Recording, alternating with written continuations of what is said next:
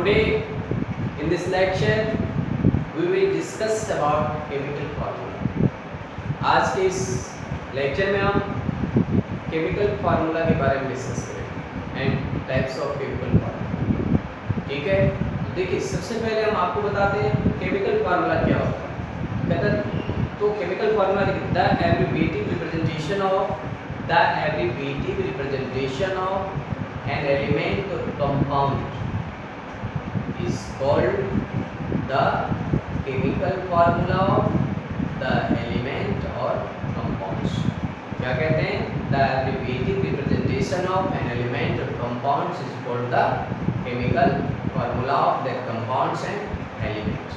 किसी भी एलिमेंट और कंपाउंड्स का जो संक्षिप्त में यानी एब्रिविएटेड मतलब शॉर्ट में जो रिप्रेजेंट करते हैं उसे क्या कहते हैं? हम केमिकल फार्मूला कहते हैं.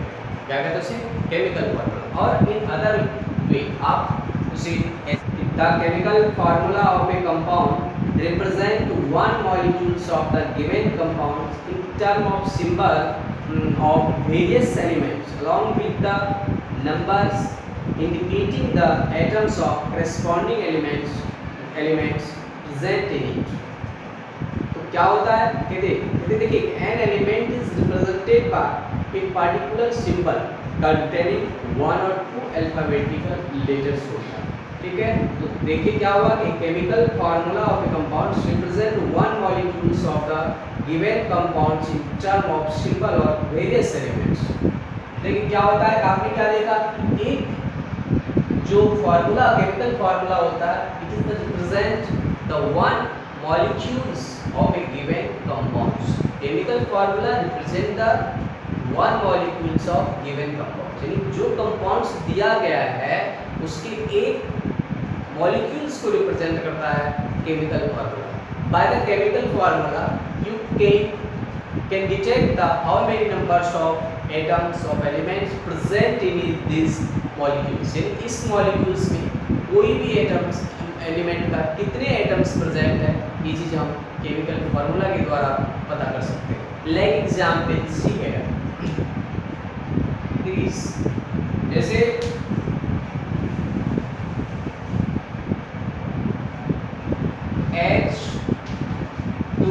H2SO4 है, H2SO4 है. इसमें देखिए numbers of hydrogen atom, number of hydrogen atom in sulphuric acid 2, number of sulphur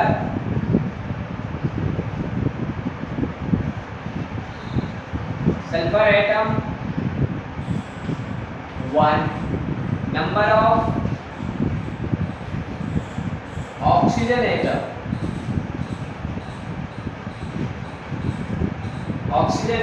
equal to 4.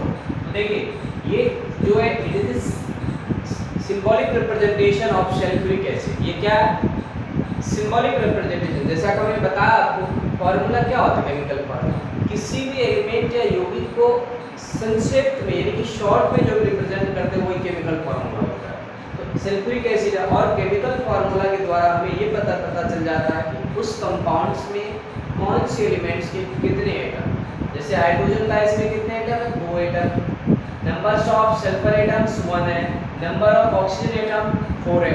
उसी तरह से देखिए अब नेक्स्ट ले लेते हैं. जैसे कैल्शियम कार्बोनेट है, CaCO3 हो गया, CO2 हो गया, ठीक है, H2O हो गया, C6H12O6.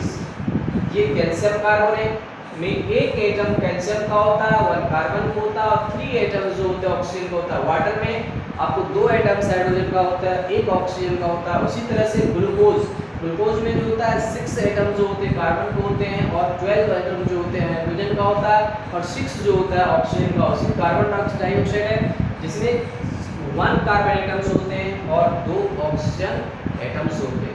हम केमिकल फार्मूला के द्वारा क्या पता करते हैं कि किसी भी कंपाउंड्स में कितने किसी एलिमेंट्स के कितने एटम्स. ठीक है, तो आपको समझ में आ गया the abbreviated representation of element and compound is known as chemical formula. Next अब देखिए, अब आप आगे इसमें types of chemical formula. Types of chemical formula कहते हैं there are 3 types of chemical formula. जो केमिकल फार्मूला होते हैं वो आपको 3 टाइप्स के होते हैं। फर्स्ट होता है आपको एम्पिरिकल फार्मूला, सेकंड होता है आपको मॉलिक्यूलर फार्मूला, और थर्ड होता है आपको स्ट्रक्चरल फार्मूला। तो केमिकल फार्मूले जो होते हैं आपको कितने होते हैं? 3 टाइप्स के होते हैं, empirical formula, molecular formula and structural formula. तो फर्स्ट हम पहले स्टडी एक एक करके आपको डिटेल में बताते हैं सबसे पहले।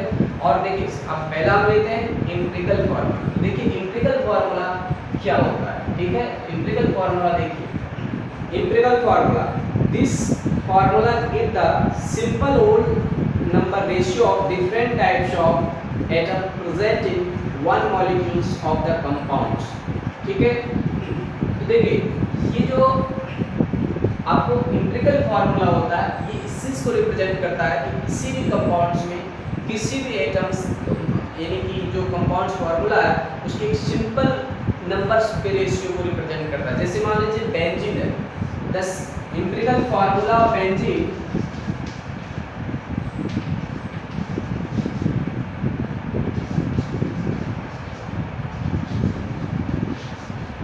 ऑफ बेंजीन क्या होता है? CHO, ठीक है। तो जो हम एम्पिरिकल फार्मूला के द्वारा जो होता है हम उसके जो रियल नंबर को नहीं करते, ठीक है, वर्चुअल नंबर को हम रिप्रेजेंट करते हैं, ठीक है। जैसे बेंजीन का जो एम्पिरिकल फार्मूला होता है, empirical formula of benzene is क्या होता है? CH। तो देखिए बेंजीन में हमें क्या पता चलता है कि कार्बन और हाइड्रोजन का जो रेशियो है बेंजीन में वो क्या है? 1:1, ठीक है। And empirical formula, empirical formula of glucose is CH2O। Glucose का जो एम्पिरिकल फार्मूला क्या होता है? CH2O, ठीक है। इसमें देखिए it represent the ratio of hydrogen and oxygen and carbon 1:2:1। एक सिंपलेस्ट होल नंबर को के रेशियो को रिप्रेजेंट करता है। एम्पिरिकल फार्मूला जो करता है किसको रिप्रेजेंट करता है? सिंपलेस्ट होल नंबर के रेशियो को रिप्रेजेंट करता है। किसी भी कंपाउंड्स में किस एलिमेंट के कितने एटम्स किस रेशियो में, ये हमें किसी से पता चलता है? एम्पिरिकल फार्मूला से पता चलता है, ठीक है। तो नेक्स्ट हम देखते हैं अब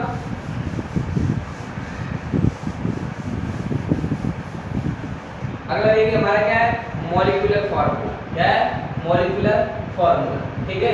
molecular formula, this formula represent the actual number of different types of atom present in one molecules of the given compound. क्या कहता है कि molecular formula represent the actual number of different types of atom present in one molecules of the given compounds। तो देखिए molecular formula represent the actual numbers of atoms in given compounds. जो molecular formula होता है क्या represent करता है? Actual number को, किसी भी कंपाउंड दिए गए कंपाउंड्स के में कितने एटम्स हैं उसके एक्चुअल नंबर्स को जो रिप्रेजेंट करता है क्या करता है?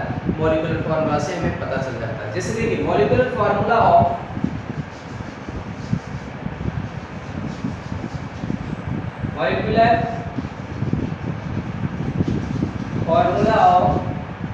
बेंजीन।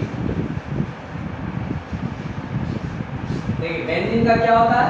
C6H6। ये बेंजीन का मॉलिक्यूलर फार्मूला। इससे हमें ये पता चल गया कि बेंजीन में जो होता है कार्बन के 6 एटम होते हैं और हाइड्रोजन का भी 6 एटम होता है। मॉलिक्यूलर फार्मूला ऑफ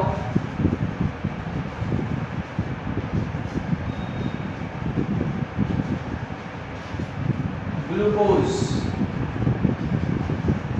ये होता है C6H12O6, ठीक है।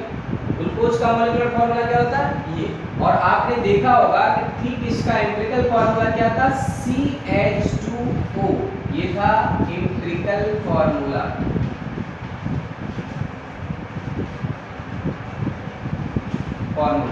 और इसका जो एम्पिरिकल फॉर्मूला था CH, ठीक है, यानी ये इसका था एम्पिरिकल फॉर्मूला, यानी बेंजीन का।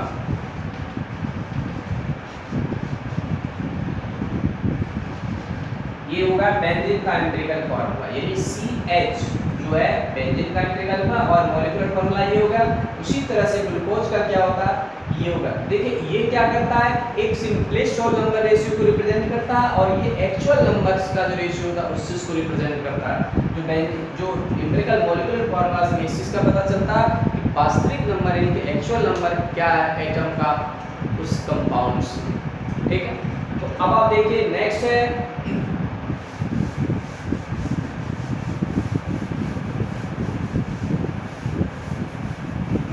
Relation between empirical and molecular formula. Relation between empirical and molecular formula, तो देखिए मॉलिक्यूलर फॉर्मूला इक्वल टू होता है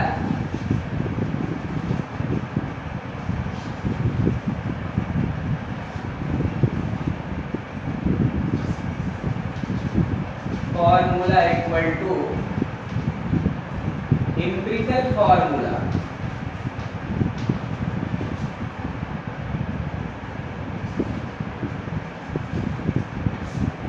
इंटू n। क्या होता है, एम्पिरिकल फॉर्मूला इंटू n, यानी n इक्वल टू हो गया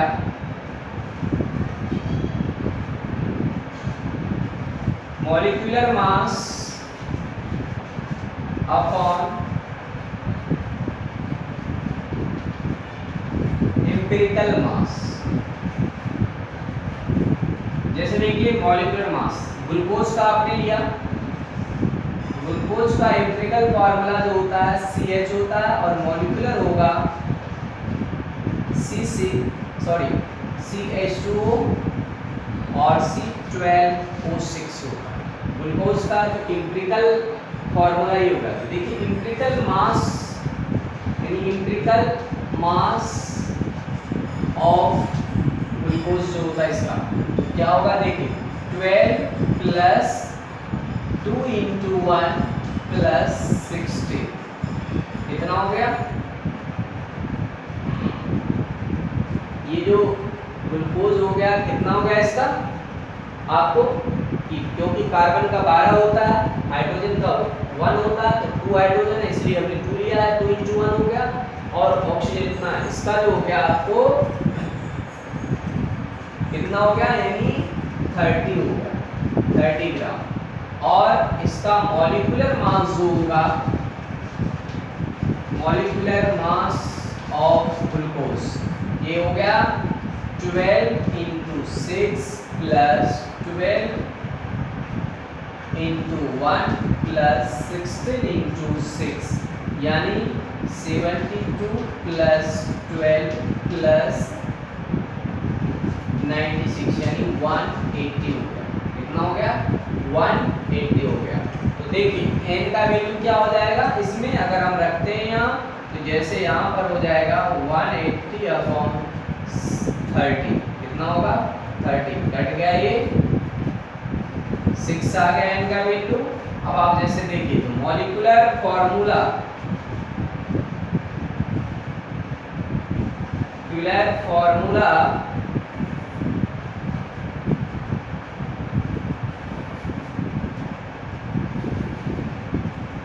ग्लूकोज इक्वल टू हो जाएगा CH2O इंटू n होता है, तो यहाँ क्या हो जाएगा, आप इसे C से हम रख कर रहे हैं,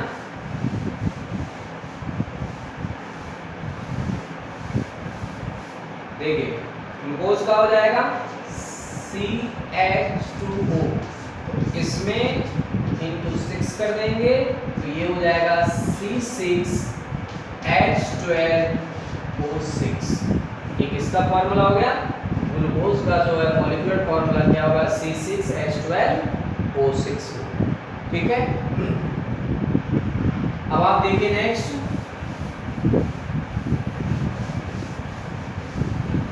स्ट्रक्चरल फार्मूला। देखिए structural formula represent the arrangement of atom in A compounds. जो स्ट्रक्चरल फार्मूला होता है किस चीज को रिप्रेजेंट करता है कि कोई भी एटम जो होता है किस तरह से व्यवस्थित है किसी कंपाउंड्स में, ये हमें स्ट्रक्चरल फार्मूला से पता चलता है। जैसे मान लीजिए मीथेन है, मीथेन CH4 है, क्या CH4। तो देखिए CH4 का जो स्ट्रक्चरल फार्मूला होगा यानी हाइड्रोजन हाइड्रोजन हाइड्रोजन हाइड्रोजन, ठीक। CO2 है, CO2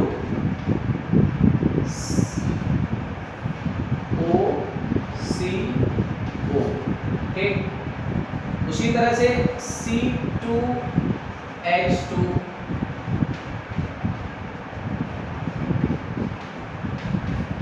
तो देखिए structural formula represent the arrangement of atom in A compound. In structural formula जो होता है किसको रिप्रेजेंट करता है, arrangement of atom in A compound. जैसे कार्बन, ये मीथेन है, मीथेन जो होता है, मीथेन में कार्बन और hydrogen is atom is attached by single bond. In carbon dioxide oxygen and carbon attached bye double bond.